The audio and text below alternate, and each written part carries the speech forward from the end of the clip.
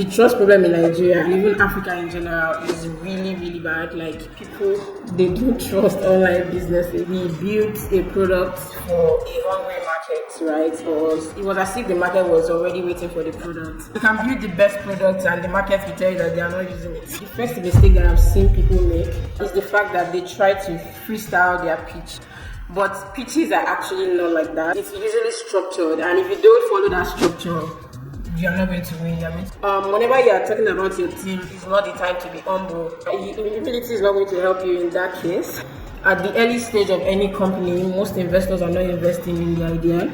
They are investing in the people. So it's really important to let people know that you are the best person to solve this problem. My name is Esther Adebayo, and on my tech journey with Esther, I sit down with tech folks to talk about how they've been able to handle rejections, overcome obstacles in their careers, and really cut through the hype. From coding mistakes to battling rejections to balancing work life and even doing phenomenal things, my guests will share everything raw and real on my tech journey with Esther.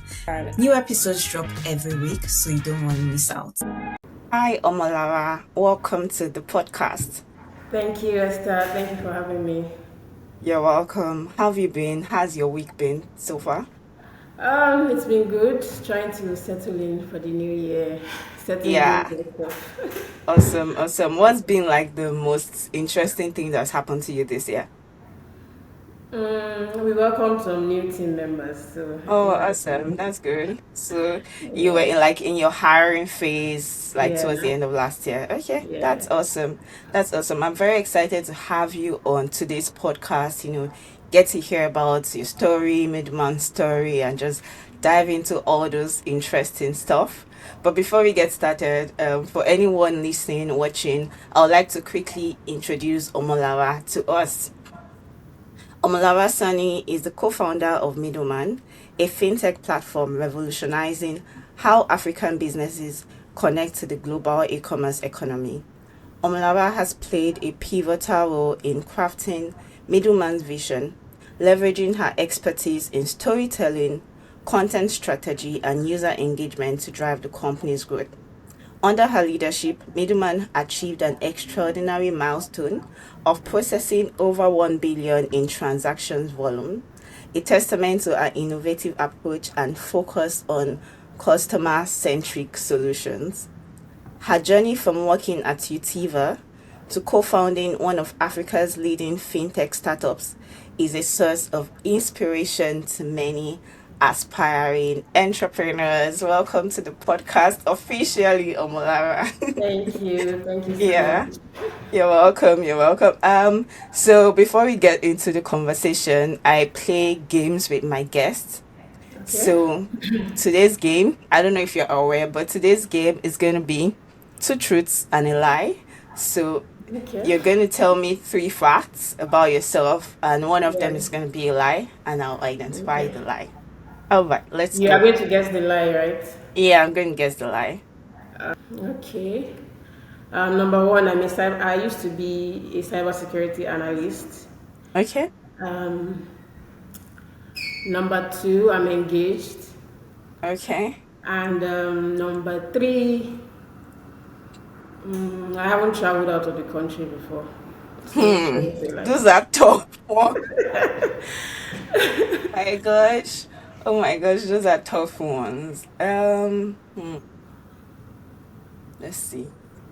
Try. So I feel like number one is a lie. Majorly cause I know I checked through your LinkedIn and I didn't see any trace of cybersecurity when I was preparing for this podcast. I feel like I saw other things and I didn't see any trace of cybersecurity. So if I have to pick, I think I'll pick number 1 as the lie. Let's see.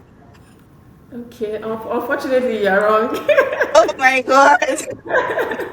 I used to work in cybersecurity before I switched to marketing. Oh, that's interesting. Why didn't you put it out? It's there. On Really? I didn't see it. Oh my God. Are you serious? Oh my God. Wow. It's a company called Essential. I was there for over a year. Oh wow. So that should have been an easy one for me, right? It should have been easy for me. So what's the lie? Yeah, the lie is that I'm engaged. I'm not engaged. Oh, wow, wow. Okay, okay, okay. That was fun, and you made it really hard for me. Yeah. Okay, okay, but that was good. All right, so I think a good place to start the conversation is on a really high note, and that Yeah. was how I even got to know about Middleman. Last year, Middleman caused like over 1 billion in transaction volumes. And Yeah. for me, that's like an incredible milestone for any startup at all. So I want to ask, when you had that, milestone hit, how did that Yeah. make you feel as a co-founder? How are you feeling? What was going through your mind when you just had this achievement? I mean, from like the minute we crossed 900 million, I've been checking it. Like I check it every day. So it was quite easy to know that we had crossed the milestone. I was super excited. So my co-founder and I have been doing business before Middleman. So Okay. even at the time, I remember that when we made our first million from our e-commerce business, the same way we took a screenshot and celebrated the milestone. So for us, it's something that we really do. When we had our first transaction, we celebrated it. So small wins, big wins, we are always excited about it. Awesome, awesome. And I want to be sure, when I was doing my research, Yeah, I think you started Middleman in, at that time, it was about 7 months for you to hit the 1 yeah, billion transaction volume. So yeah. I'm really curious if you had to like distill the things that made you get so, like, grow so fast. Three things, what would you say are like the three things that, made Middleman grow so fast from like conception to hitting the milestone? So I would say number one, very important, is the fact that we built a product for a hungry market, right? So our product that helps businesses pay their Chinese suppliers was like a game changer for us. It was as if the market was already waiting for the product. So it was a major problem for businesses. So when we came, the adoption was really easy. So people Okay. started to use the product almost like I think a week after our official launch. We Oh, started to get interesting. people to use the platform.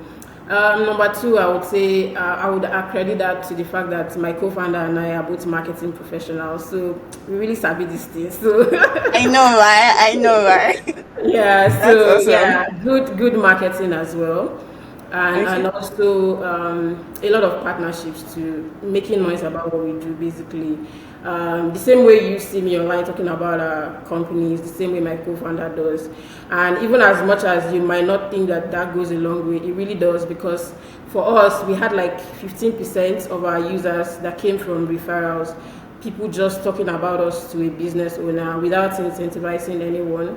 And I would really attribute that to the fact that we are always talking about our product, whether or not I'm talking to somebody that actually needs it. I mean, it's possible that you are not a business owner, but you probably have friends that also import from China. And one way or the other, it will come up in conversations and you'll be like, oh, you're having problem paying your supplier. We had this customer that did like a really big volume in transaction.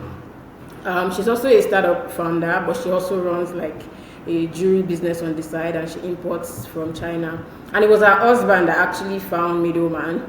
And when she was having issues paying her supplier, and she was like, "Oh, why don't you try these guys? That is somebody that doesn't do business, but his wife does." So, really talking to any and everybody about our business. Oh, awesome, awesome. I like Yeah, what you said about the first one where you mentioned you built for a hungry like market. I was yeah, having a conversation in one of my previous episodes with a co-founder as well, and one thing he mentioned was, you don't build and then wait for people to come yeah, and patronize you. You make sure that those people are already, they're there, they are ready to yeah. buy your product, and then you build something that that they are in need of. That way, even when you market, you really do not necessarily struggle because you know that people are in need of that your product. So for Middleman, I think that's where you leaned in, and I think what you do, is it just for e-commerce businesses? Just African businesses generally. As long Okay. as you import from China, you can always use our platform. Okay, so would you like to? I'm sure people listening, watching may not really Yeah. be much familiar with Middleman. So just tell us, like, explain what Middleman does to those that are a bit unfamiliar. Okay, so basically, a middleman, we help businesses pay their Chinese suppliers with ease. So you can always come to our platform to convert your naira to the Chinese currency and make payments for your goods in China, basically. Also, if you want to deliver to your customers within Nigeria and some other parts of UK, US, you can always use the platform as well to book deliveries. We have over 40 logistics company aggregated in one place for businesses to choose from. Oh, interesting. I Yeah. didn't know that. So you also do like delivery and logistics Yeah, also. yeah, Oh, interesting. So which part of the business is more like profitable? Is it the yeah. logistics or the No, it's definitely payment. Yeah, curious? All right, that's fine. You also talked about how you and your co-founder have been like working together prior to yeah. Middleman. And so when he mentioned like who had the initial idea of Middleman, was it you, him? Okay, so Middleman was inspired by a problem that we faced. So both Okay. of us used to run e-commerce businesses. We did that Okay. for about 5 years. So basically, the problems that we faced at the time are what Middleman currently solves. Okay, so when you Yeah, were going into when you were going into the business, right? yeah. How were you scared or were you like, okay, will this thing work? Or you had like 100% assurance that okay, this business is gonna work. No, no, we did not. Okay, So actually, Middleman started off as an escrow payment platform. okay, So as much as we faced payment problem, logistics problem during our e-commerce days, the major one was still trust. People did not trust us to pay before delivery. They wanted to see the product first. And a lot of the times when we decide to take the risk and send products to them, we would lose money. So that was the first problem Middleman set out to solve. And we launched that in October of 2023.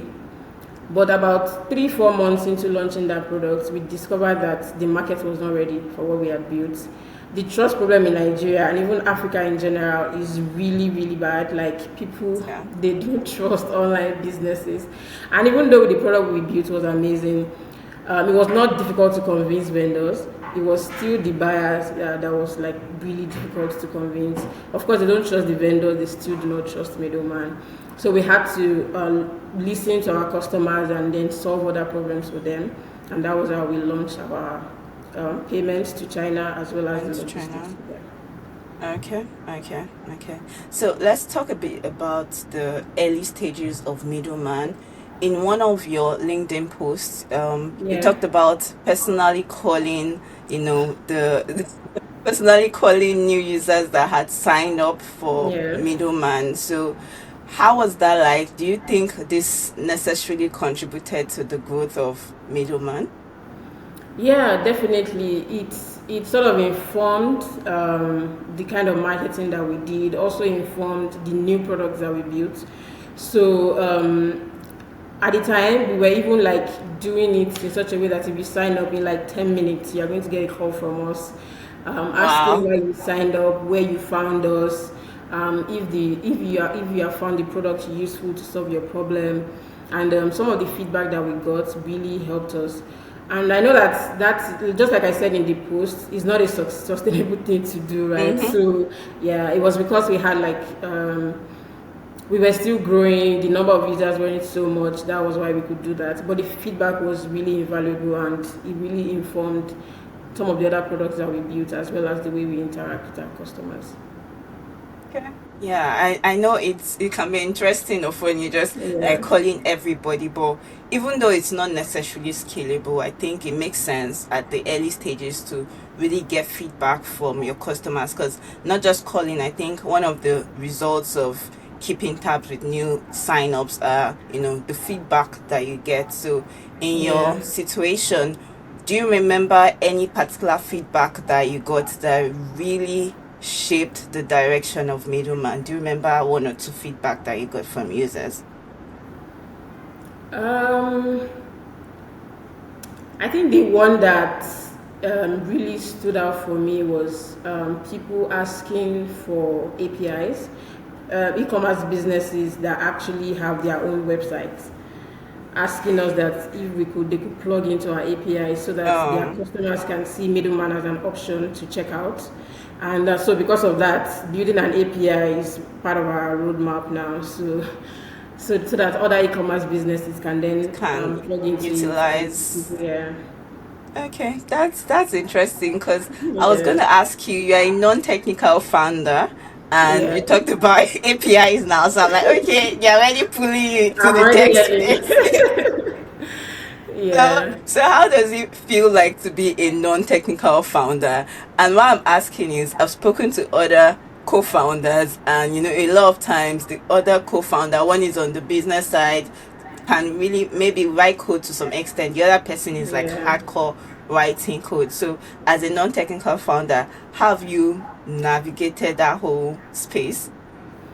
Okay, so I think the major problems that we face as non-technical founders is the fact that starting is hard because, of course, if you're a technical founder, you can always write the codes by yourself. It's easy for you to quickly build your MVP and put something out there.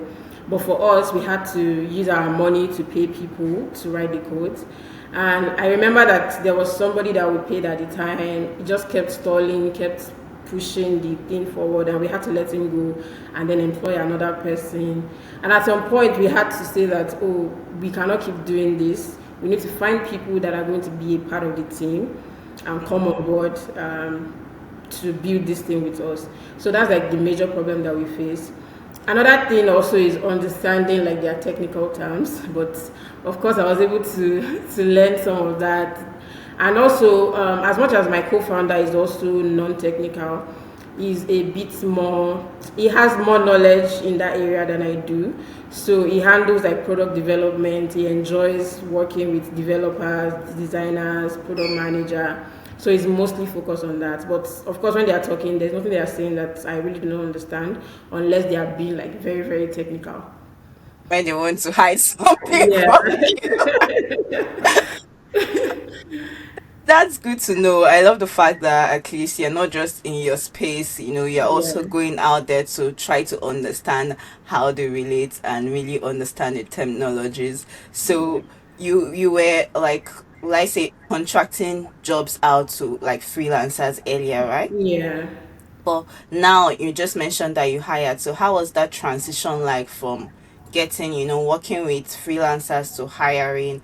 How did that whole transition happen? How many staff do you have right now at Middleman? So right now we are about 12 on the team. Okay. Yeah. Okay.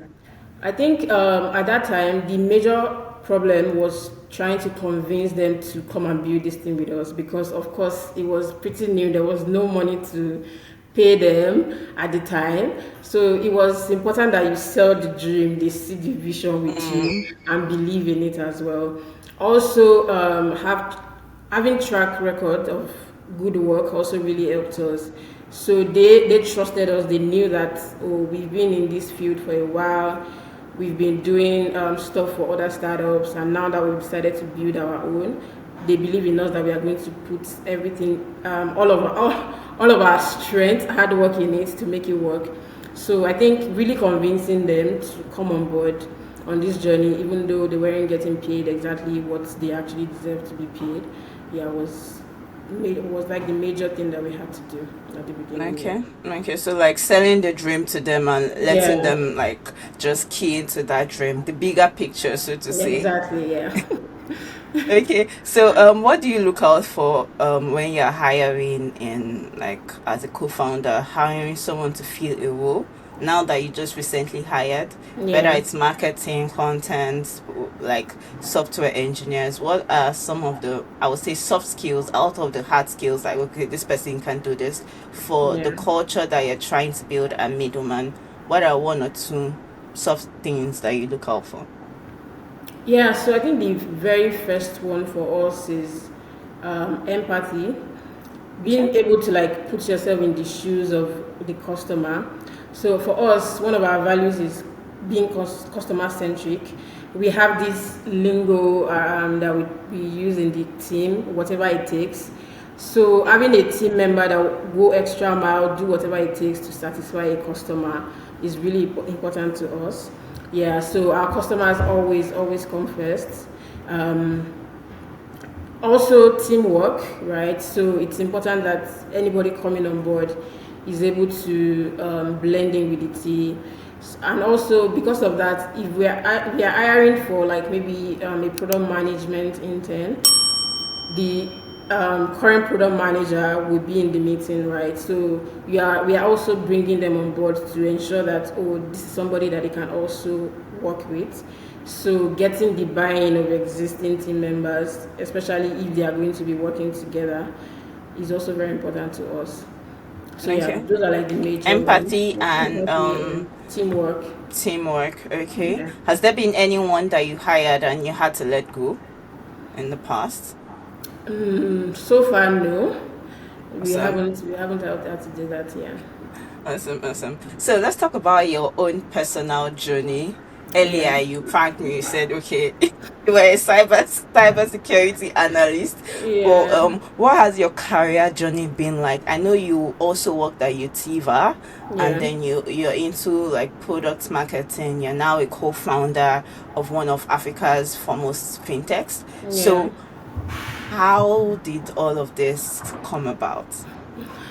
Okay, so when I was in school in my final year, okay, let me put it out there. I attended Oshidabiola Polytechnic, Okay. so I'm an HND graduate. I like to state that because not because I want to convince an organization to hire an HND graduate or to convince a BSc holder that so an HND graduate is just like you. It's majorly for the HND graduates, right? For them to see Okay. possibilities beyond the limits that society has placed on the certificate that they carry, right? Yeah. So when I was in school in my final year, my friend, can you still hear me? I can hear you. Yeah. Oh, okay. So my friend was in Funab at the time, and Okay. for a long time he had tried to convince me to come to Funab to take a project management training, and Okay, for some FUNAB reason, like is Federal University of Federal University Agriculture of in Abeokuta. Agriculture. Okay. Yeah, my school was also in Abeokuta, so Okay. Okay. yeah, I Makes had been sense. stalling on going there for the training, but fortunately or unfortunately, in my final year, our lecturers decided to go on strike the day we were supposed to Oh, start our final Nigeria. exams. So it was a good opportunity to attend the training because, of course, I wasn't doing anything. And the first day of the training was literally life changing, right? I was exposed to a lot of things about the tech industries, the kind of career that was waiting out there, the opportunities that were available beyond just what we were taught in school. So it was really eye opening, right? And I was also like a bit active in class, so I was noticed by the organizers, which is Uchiva. But at the time, they were called something else before they changed their name. So, because the training was so good, I was so excited. So, I went back to my school.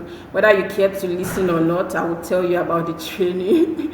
So, also because of that, I showed interest in taking the training to my school because I wanted everybody Oh, to benefit from it.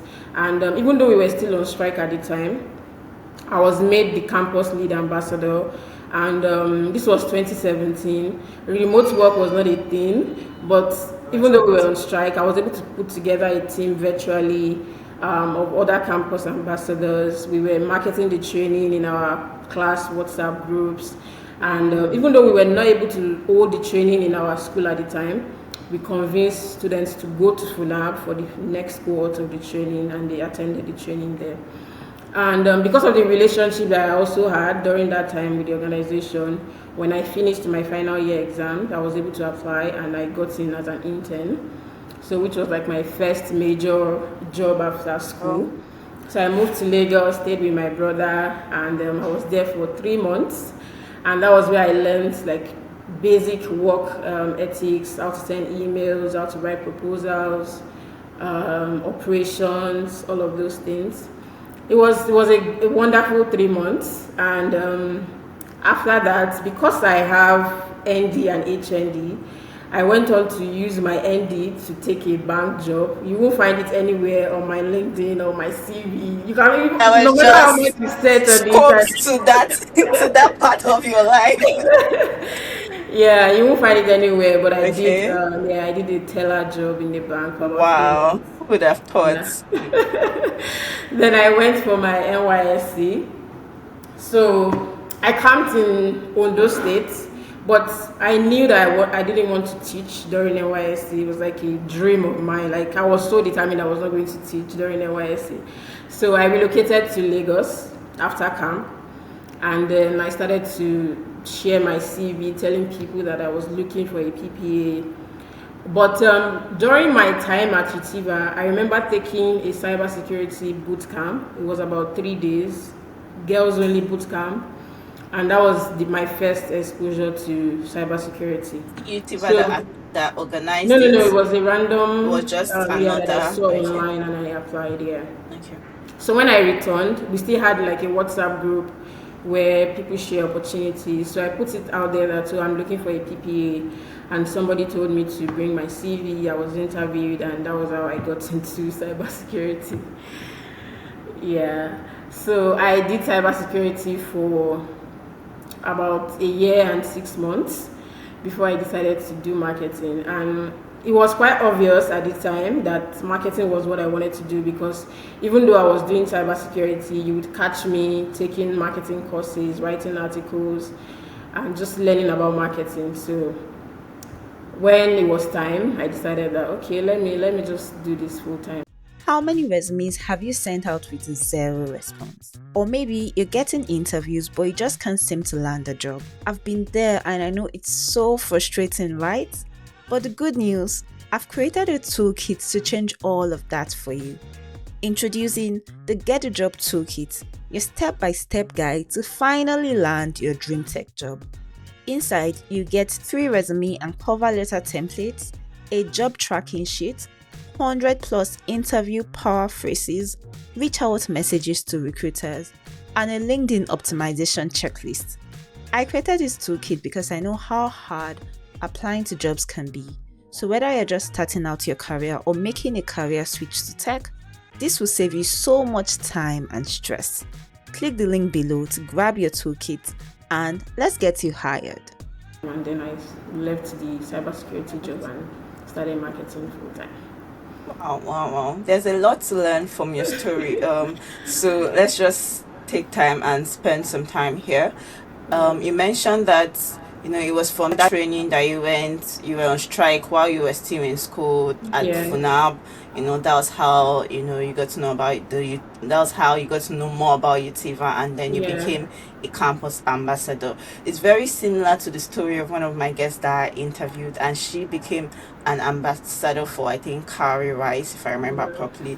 So it's very important that when one is in school, you just take advantage of opportunities, yeah, because you do not necessarily know how much that opportunity will be like a foundation for your journey in the future, and for you, yeah, that exposure to Utiva, and then somehow, even though you did a bank job, that was just by the side, but yeah, you came into cybersecurity.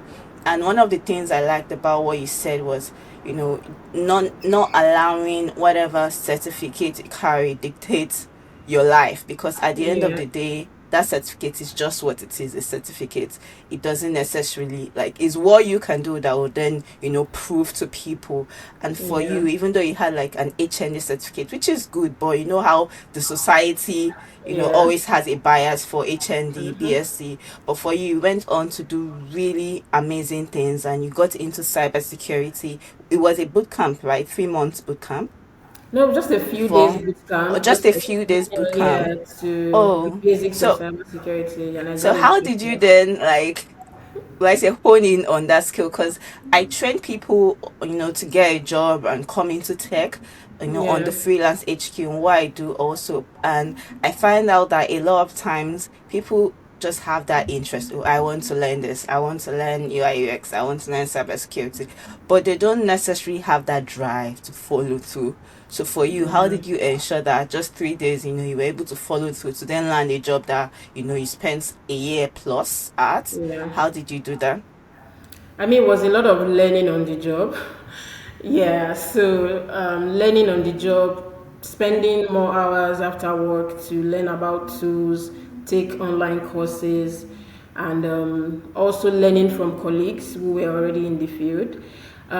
Also, I had somebody as well who transitioned from like economics into cybersecurity at the time. So we were both newbies, and it was really easy for us to like learn from each other, help each other grow, and all of that. So in fact, it got to a point where I was now responsible for training other newbies that came into the company at the time. Yeah. It's good. Your story is very inspiring, and I'm really excited to see all you do in the future. Thank So, you. you're welcome. So, let's go back to Middleman and talk a bit about the dynamics between you and your other co founder.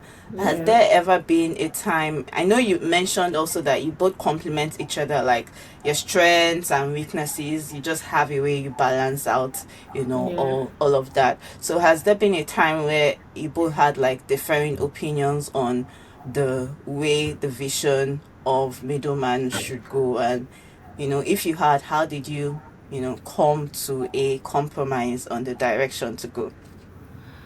Okay. So we argue a lot.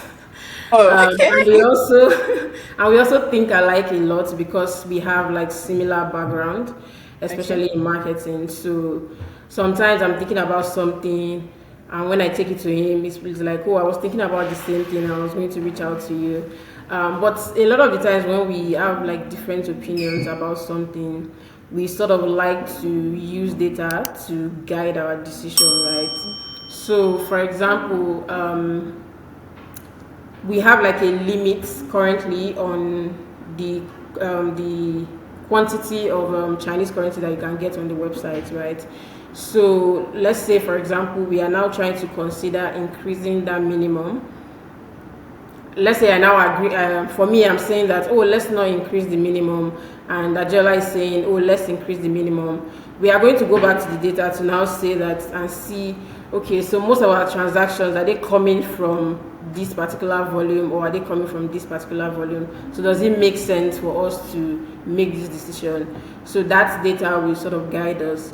And other times where it doesn't have to involve data, we sort of have like mentors that we can always go to Reach get out their to. opinions. Yeah, but it's always about reaching compromise and putting our customers first, and also like the metrics that matter to us.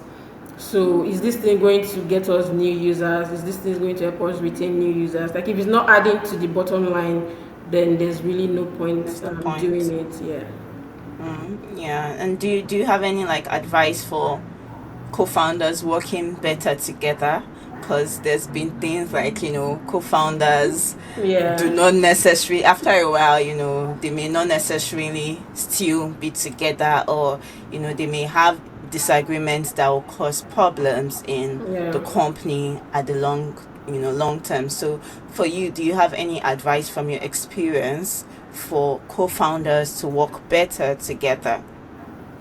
Yeah, I think the first one, and this is my opinion and based on what has worked for me, Okay. is to always do it with somebody that you already know. You've probably been friends before. So personally, I cannot imagine going on this journey with somebody that I have not known for years. If I hadn't done this with Adiola, I would have done it with another friend that I've been with for a while. So doing it with somebody that you've known for a while really goes a long way, right? And also for people that are not doing it with the person that they know, and they're just out there trying to find a co-founder, I always advise that they get somebody that is already looking like they are interested in this field.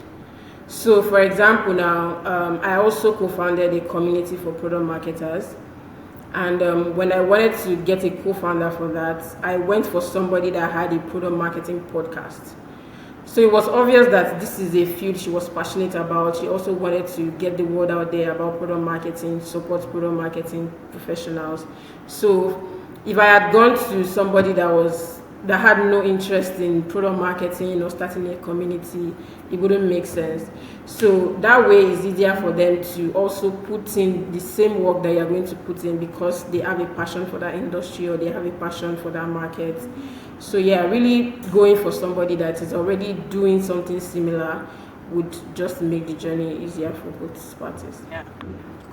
Going for someone that has, similar interests Interest, with yeah. what you're doing, and also going for someone that to an extent you're familiar Yeah, with. At least you yeah, can, tell if this person will do this or not a total yeah. stranger. Changing, yeah. Yeah, okay. So we are gradually wrapping up, but before we wrap up, I want us to talk about like your pitching. I know you participated in like the Accelerate program, by Yeah, FCMB Group, and you also pitch at the First Bank FinTech like Innovators pitch, and yeah. Middleman emerged second. Yeah, we actually So, won about 5 pitches last year. Let me just put it out there. oh, okay, yeah, blow your horn, girl. That's amazing. That's amazing. So Yeah, that's why I'm really asking, because winning it's awesome. Coming second is awesome in the yeah, midst of all other startups, because everyone has like the idea, they yeah. they have the idea. But what would you say are some of the things that you say during your pitch, or how do you package your pitch to investors, to partners, in such a way that they seem very convinced that, yeah, this person knows what they're doing? Yeah, okay. I think the first one, or the first mistake that I've seen people make, is the fact that they try to freestyle their pitch. So, because they are the owners of the company, they feel like they know everything about their company and they can talk about it anytime you wake them up. But pitches are actually not like that. It's usually structured, and if you don't follow that structure, you are not going to win. You are going to miss it, right? So it follows the structure of you talking about what your business does, the problem you are solving, the solution you've provided, the size of your market, the tractions that you've gained over time, your team, as well as your ask. So if you're not following that structure, there might be a problem. And also having a script is super important. Like you cannot just freestyle it. You have to write out your script. Write it out and then rehearse it and say it over and over again. Practice with friends, practice with mentors, get feedback. Are you speaking too slowly? Are you speaking too fast? Are you speaking within the time limit? So for my very first pitch, which was the WeTech pitch for female founders, which I won, it was a 2 minute pitch. My script for that pitch is different from what I used for First Bank pitch, which was like 3 minutes or 4 minutes. It was different from what I used at Zenith Bank. So having like a script is really important, and also focusing on like the important metrics, like things that make you stand out. So for us at the time, in such a short time, we had done like really good volume, which was impressive. So emphasizing or even making your voice go up when you're saying that.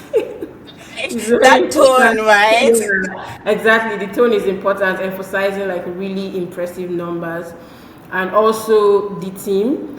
Whenever you are talking about your team, it's not the time to be humble. Yeah, humility is not going to help you in that case.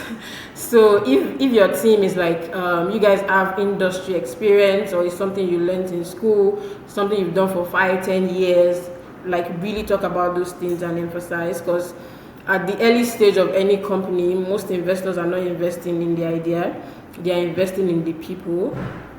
So it's really important to let people know that you are the best person to solve this problem.